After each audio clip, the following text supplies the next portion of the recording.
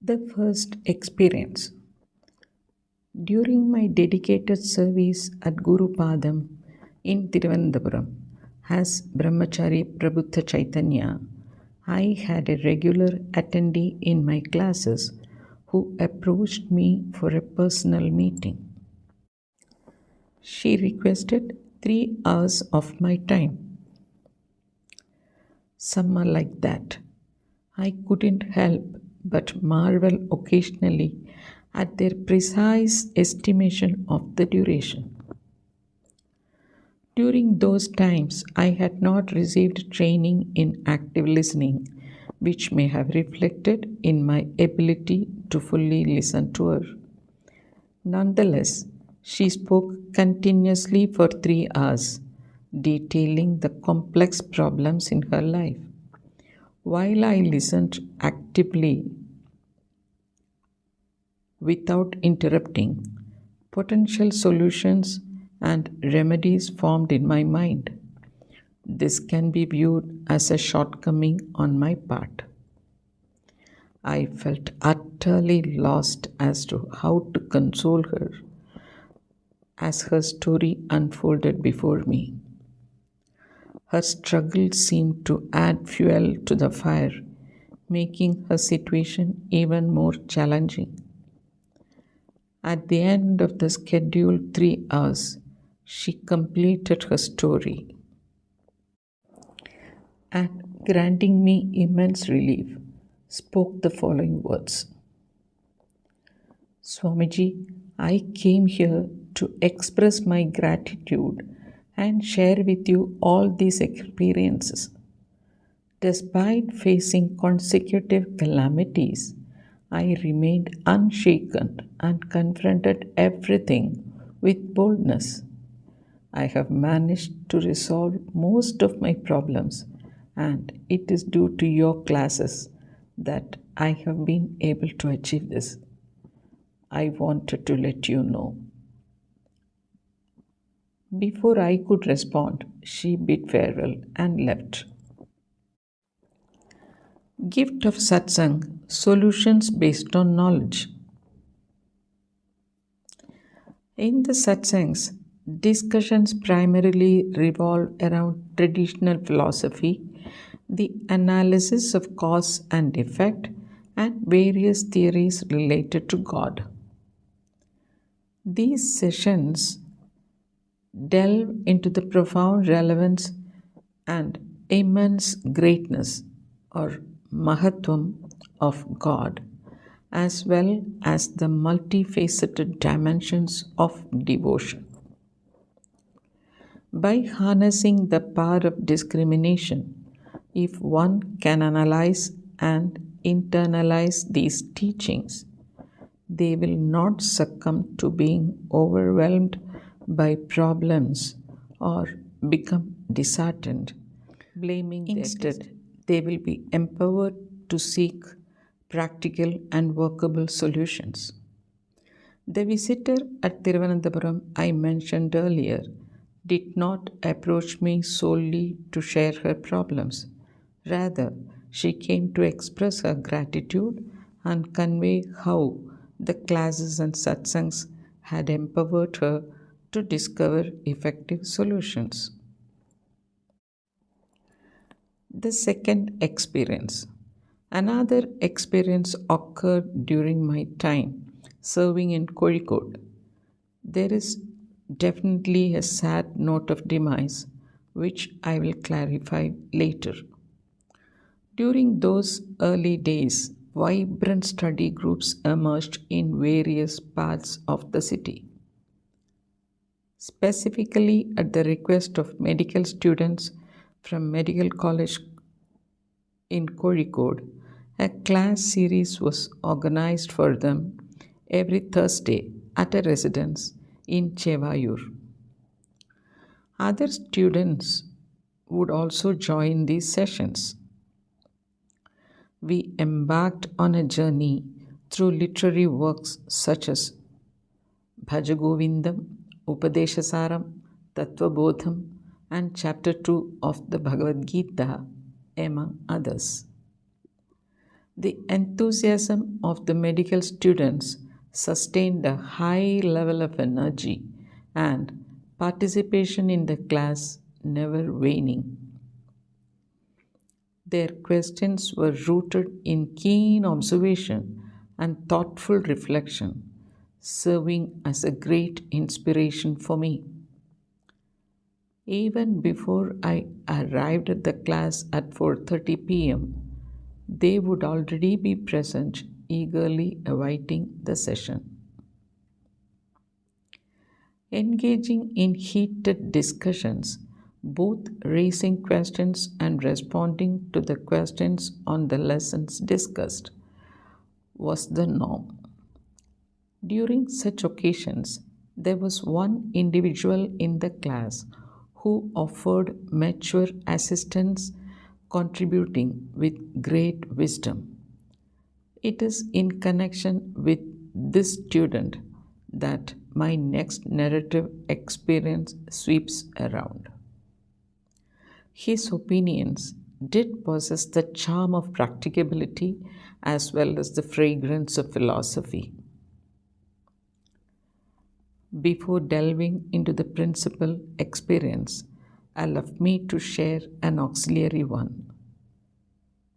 Building on the enthusiastic support from the medical students, we embarked on the study of chapter 2 of the Bhagavad Gita, guided by Shankara Bhashyam, a commentary by Adi Shankaracharya. This chapter contains numerous verses imbued with fantastic ideas. One highly significant verse is verse 16, where the main theme revolves around cause and effect analysis. Acharya describes the universe as mithya, emphasizing that it is something that is created, sustained, and ultimately dissolved, losing its form. Therefore, one should not become entangled in the intricate web of transient experiences that come and go. The absolute truth lies beyond these phenomena. As I concluded explaining the logical and convincing aspects of Adi Shankaracharya's commentary, an unforgettable moment unfolded. All the students stood up and offered their prostrations, honoring the glory of Acharya Swamigal. They were awestruck by the explicit clarity of Acharya's vision and his eloquent, systematic articulation. They profusely appreciated his wisdom and teachings. From negativity to satsang. The setting once again takes us to the class held at Dr. Keshav Ramji's residence in Chevayur. A group of medical students who hailed from different districts were bidding farewell as their course had come to an end. Many of them, including the mature gentleman mentioned earlier, had come to meet me at Chinmaya Mission, Thondayad. He too requested 3 hours of my time for a personal meeting and promptly arrived at the scheduled time. We conversed exactly for 3 hours. Our conversation began with his question, have you ever thought about mindset of those who are physically challenged, Swamiji? It was a query posed by a person who had experienced the loss of mobility at an early age due to polio. During our Thursday classes, he would already be seated along with the others by the time I arrived, and they would only leave after I left the venue. Consequently, I rarely witnessed the challenging side of him using assistive devices. He used a three-wheeler scooter to navigate. His question presented a bit of a challenge to answer. In truth, due to the confidence and strength he exuded, I never perceived him as someone with physical disabilities. I have encountered individuals with similar conditions who struggle with various complexes, low self esteem, and an aversion to sympathy. I haven't contemplated about them deeply. Your ideal audacity has never allowed me to think about you otherwise either, I confessed sincerely. Without losing his perennial smile, he proceeded to share his life story in great detail.